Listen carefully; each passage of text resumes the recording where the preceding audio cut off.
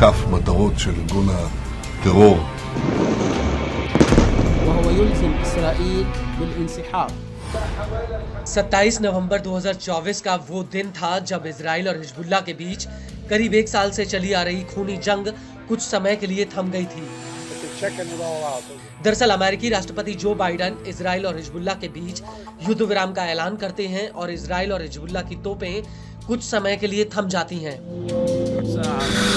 लेकिन इसके बावजूद मिडिल ईस्ट लगातार युद्ध के एक ऐसे ज्वालामुखी में धधक रहा है जो कभी भी फट सकता है और मौजूदा हालातों को देखकर ऐसा लगता है कि इजराइल की एक चिंगारी इस ज्वालामुखी में एक ऐसा धमाका कर सकती है जो समूचे मिडिल ईस्ट में एक बड़ी तबाही ला सकता है।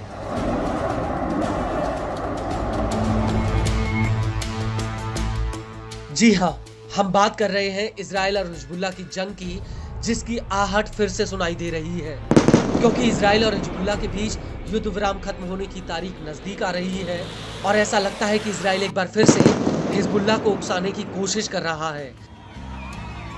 वहीं हिजबुल्लाह ने भी डंके की चोट पर ऐलान कर दिया कि वो इस बार इजराइल का वो हश्र करेगा जो उसे सदियों तक याद रहेगा। दरअसल हिजबुल्लाह के मुखिया शेख नईम कासिम ने इजराइल को लेकर एक बहुत बड़ा ऐलान किया है। कासिम का कहना है कि युद्ध विराम समझौता विशेषकर लितानी नदी के इलाके से संबंधित है और इस समझौते के तहत इजराइल को इस नदी इलाके से पीछे हटना होगा। أما الاتفاق فهو يعني حصرا جنوب نهر الليطاني وهو يلزم إسرائيل بالانسحاب، والدولة الآن ونحن منها هي مسؤولة عن أن تتابع مع الرعاة لتكف يد إسرائيل ويطبق الاتفاق. आपको बता दें कि अपने इसी बयान में हिजबुल्लाह لا يوجد جدول زمني يحدد أداء المقاومة لا بالاتفاق ولا بعد انتهاء مهلة 60 يوما في الاتفاق.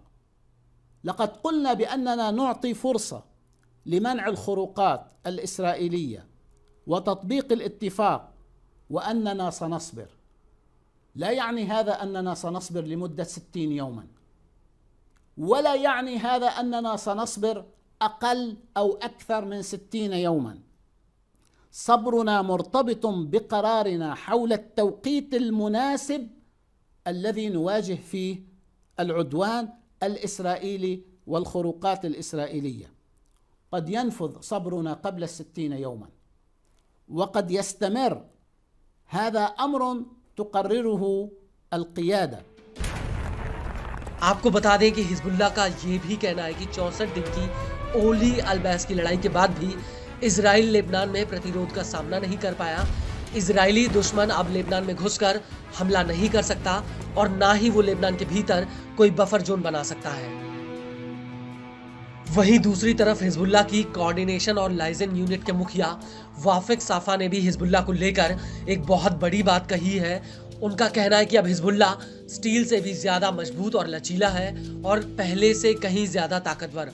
साफा ने अपने इसी बयान में आगे कहा कि हिजबुल्लाह सभी चुनौतियों के लिए तैयार है और लोगों के साथ उनके पीछे और इजरायली आक्रामकता में जो खत्म हुआ उसे दोबारा बनाने के लिए मैदान में खड़ा है। साफा का कहना है कि हमारी क्षमताएं दोबारा से बहाल हो गई हैं, हम किसी भी तरह की आक्रामकता का सामना कर सकते हैं। इस सब के बीच आपको ये भी बता दें कि युद्ध विराम को लेकर इजरायली रक्षा मंत्री इजराइल काट्स ने भी हिजबुल्लाह को लेकर एक बड़ी चेतावनी देते हुए कहा कि अगर वो लितानी नदी के आसपास के इलाके से पीछे नहीं हटा तो इजराइल इस युद्ध विराम की परवाह किए बिना हिजबुल्लाह पर कार्रवाई करने के लिए मजबूर होगा।